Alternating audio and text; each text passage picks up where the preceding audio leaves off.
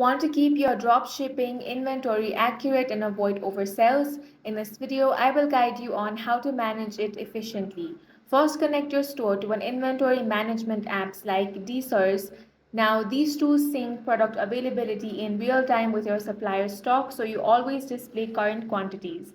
Next, set safety thresholds. In your app or Shopify settings, create low stock alerts for each SKU. When an item hits your reorder point, you'll receive a notification giving you time to pause sales or switch suppliers before customers run into out of stock errors.